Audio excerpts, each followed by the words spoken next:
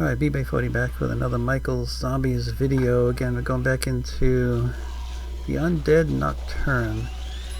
A friend of mine saw the video that I did the other night, and he wanted to try it with me, try the strategy I was talking about in the video, and it actually worked pretty well. We worked really well as a team, and made it all the way to round 32. So that's my friend DJ Brads. Just joined him in the game. He went in first. So I'm going to talk a whole lot in here. I'll just probably recap a lot of the stuff I covered in the first video, like a location of the parts to the power switch. You can see the one that's already in here sitting on the tire. That's one of the more common spots. Another spot is inside that big pot right there on the left. Sometimes you have to shoot that pot. It might be inside there if you don't see it out in the open somewhere. And you just paste it over here on the wall. So, and if you go back and review that video, you see the other locations I talk about where you can find that first piece. And it's always down on the first floor. The first piece to the and this is weird, he was lagging really bad, and he took him that long to fall. He had 3 zombies on him, so he had a lot of trouble because he had a lot of lag in this game. But we still made it to round 32 together, which was just so intense when you get to that round.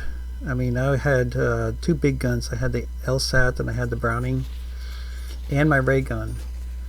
And in round 32 I emptied all 3 of them. It's just unbelievable how difficult it is to take the zombies down when you start getting up in those higher rounds in the 30s. It's like, oh man, it was ridiculous. I mean, just unloading the guns constantly into the horde of zombies that are coming up the stairs. So as I was saying, the first part to the power switch or the power panel, there's 5 possible locations down here in this first floor. They'll always be down here in the first floor for that first part. The second part, it's up here in the second floor. I've only seen 2 locations for the panel. There's one right there. You see it over there on the railing. He just went and grabbed it off the railing. And the other was inside that cabinet right there at the top of the stairs, that green cabinet there.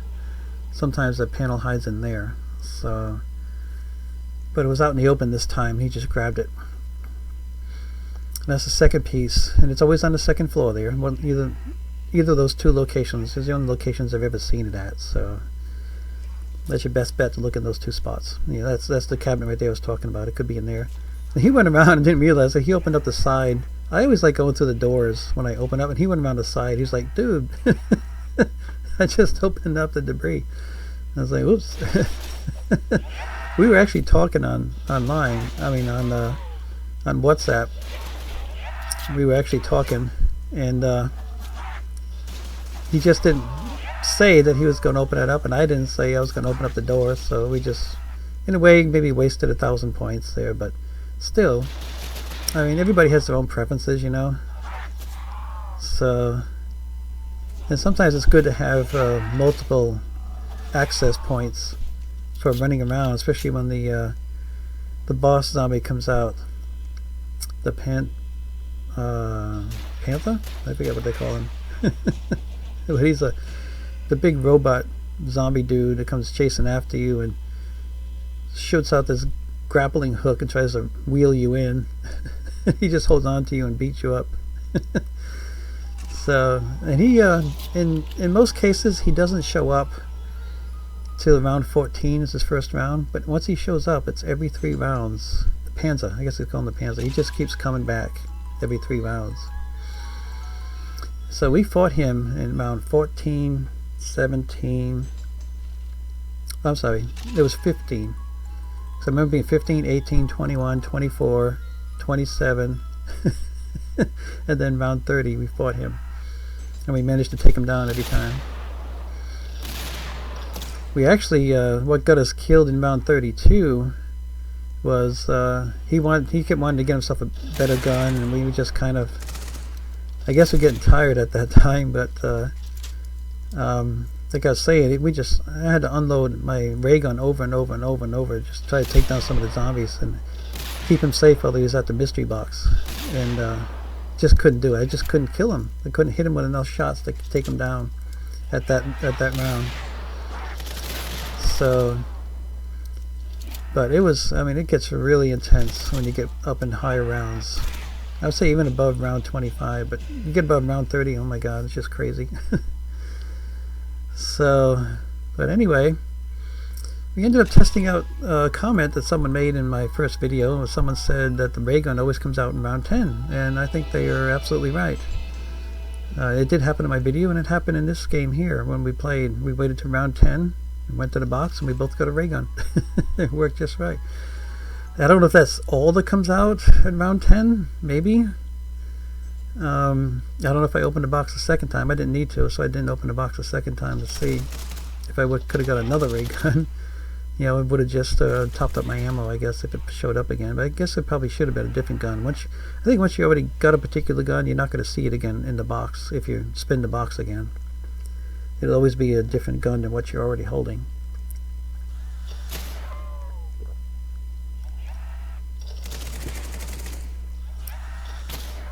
He was kind of laughing at me because I had that big cannon of a gun.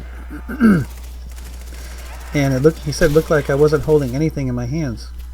So he sent me a screenshot. And it's true. It always shows my hand sticking up there and no gun. I have no idea why that huge gun I was carrying didn't show up. I think it was also due to his lagging. He was lagging pretty bad in this game. He kept getting stuck and dropping, and yeah, I noticed him firing late all the time because, you know, he didn't see the zombies coming on top of him until it was too late. But I've got myself a halfway decent gaming computer, so it's not very often I experience lag. I have in this game a couple times, but I think it was more due to Roblox itself, not due to my computer. So we got the third part. We got the switch, and the switch is usually located on the direction I'm heading. There's an upstairs third floor level up there, and a lot of times the switch, there's two locations at the bottom of the stairs going up to that third floor, and there's two locations inside the room itself up on the third floor where you could find the actual switch that you flip up after you install it on the power panel.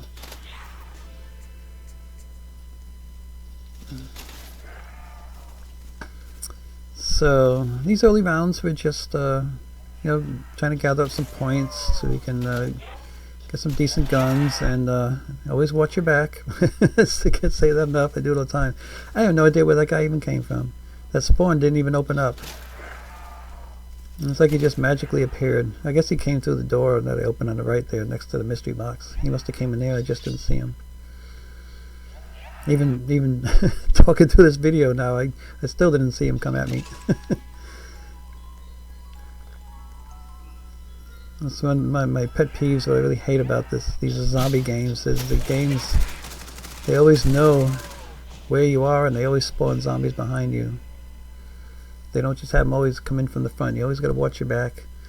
Try to find yourself, if you're going to stand still, make sure there's no spawns behind you, and you got a clear eye shot of everything around you, all the different directions that the zombies could come from. Because as you just saw, they could just surprise you in an instant. And they'll be on your back before you know it. And I don't have any colas yet, and I don't have Juggernog or Double Tap or anything, so it only takes a couple hits from the zombies, and you'll be down without the Juggernog. So just about to finish up round 7 here, and then we'll be going to round 8, and then again it's like round 10 you get the ray gun. Yeah, just like the comment I got in my other video, and they're absolutely right. Seems to happen all the time in round 10. You get ray guns out of the box, because we both got one. We both pulled a ray gun out of the box. Now this is a big room I mentioned too. If you want to do zombie training, when the zombies around behind you in a train, this is the room to do it in, because you can use these pillars in the middle of the room to kind of slow the zombies down some. Give you more time to run away from them, get a little lead on them, keep them behind you. This is where I usually like to battle the Panzer boss zombies that come out. I usually like to battle them in this room. It works really well, because what was good about it is if the boss zombie is chasing one of us, the other guy can keep shooting him. But you also got all the regular zombies out at the same time, so you got to be shooting them too. But it worked really well together, working as a team, with one person dragging the pins around and the other guy shooting it. And we ended up taking them down every time pretty quick.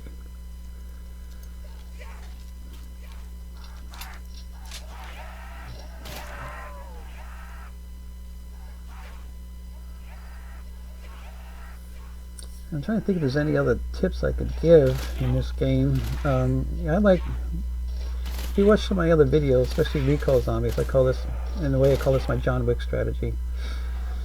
I actually move up pretty quick to close to the zombies and shoot them in the face and go for headshots. You see, I wait for them to come closer, and the reason I do that and let them come closer is because your ammo is stronger if you shoot them closer. It does more damage if you hit them up closer up. If you try to shoot them off in a distance, it's not as effective. So I try to get them close to me before I shoot them to conserve ammo and take them down quicker with less ammo, less shots. So that's a tip I'd like to pass on. Like I said, I call it my John Wick strategy, where I just keep walking up to them and shoot them in the face.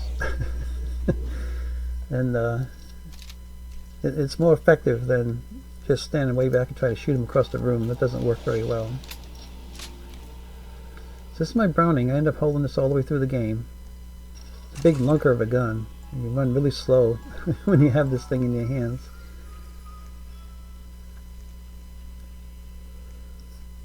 So let's try to remind them, get ray gun comes out around 10. It's only around 9. Don't waste your money buying all these different guns coming out. Just wait around 10 and get yourself a ray gun. And then, but he was trying to get a big gun like I have. It's good to have a big gun as a backup. So now we got the power switch on, and we both got some halfway decent guns. I wanted to get up here so I can grab the Juggernaut when this round was over. I had enough points already. So I'm gonna wait till the round's over, so I know there's no zombies that are going to be coming up and attacking me while I'm drinking the Juggernaut. One stray zombie coming down there. He's going to find his way up here eventually, I guess. So he took him out. I've got me, I do have the double tap already, and I got the quick revive. I actually used some of that money. It's now round 10, so we're both at the box. We want to get the ray gun. And sure enough, he gets it first. There it is. And then I open the box and I get a ray gun too. Right at round 10. Yeah, see? I guess it's not just a coincidence. So he already blew out this door, and he just went and shot Michael off his perch. You can hear Michael crying out there. But it's supposed to release the truck. I don't see the truck coming down the hillside.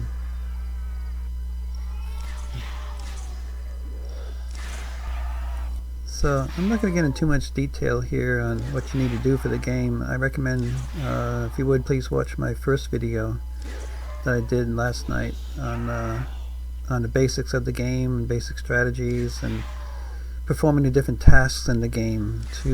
Like I said, the power switch was the first task, and then the second task was filling up this generator here, and you need a ray gun to blow away the wall to get into this room. And you see how every time I kill the zombie, that zombie essence goes up into that cylinder that sits on top of the generator.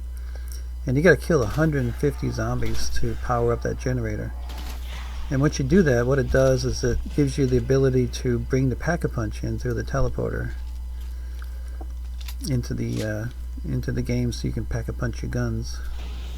The first step of pack-a-punching was shooting the Michael statue out there and bringing the bringing the pack-a-punch close to the teleporter. We can bring it into the building. So anyway, I went on a hike today with my son, and I am deadbeat tired. And this video is going to be about an hour long, so I'm not going to sit here and chat the whole time. I'm going to let it run. You guys can watch. through if you want. If you want to see how intense this gets, I recommend panning forward toward the end of the video and check out the waves or rounds 30 to 32, especially 30 where the Panzer boss zombie comes out again. Yeah, and you can see how he was lagging so bad. You can tell the zombies were getting right on top of him. It looked to him like they were still coming up the stairs. You can see they get right on top of him because he's seen them too late due to lag, and that's why he just kept getting taken down over and over. It's just due to the lag. Because he's a good player. I played with him in other games, and he's really good.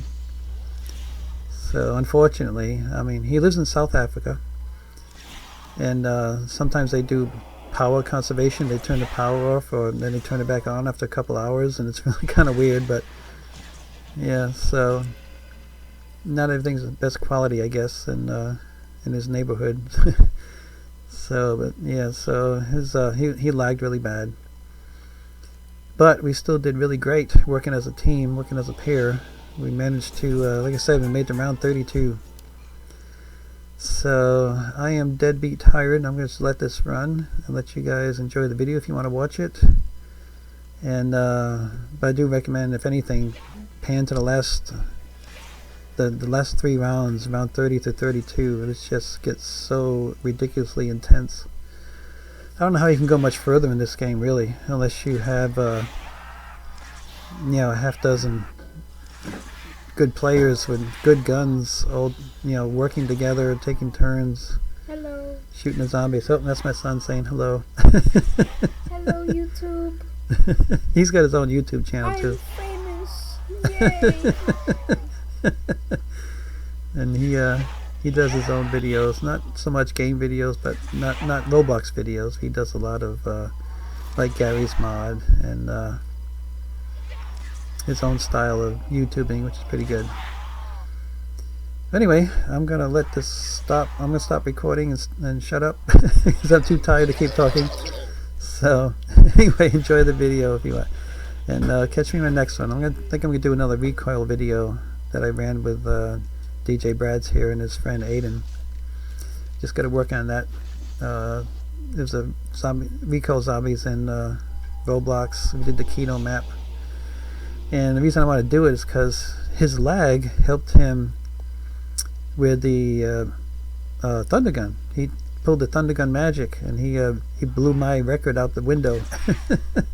He got almost 4 million points in one kill. I just couldn't believe it, but then I realized it was, as he mentioned, it was due to his lag. But I'll talk about it in the video when I do it. So anyway, thanks for watching this. I appreciate it, and catch the next one. Bye.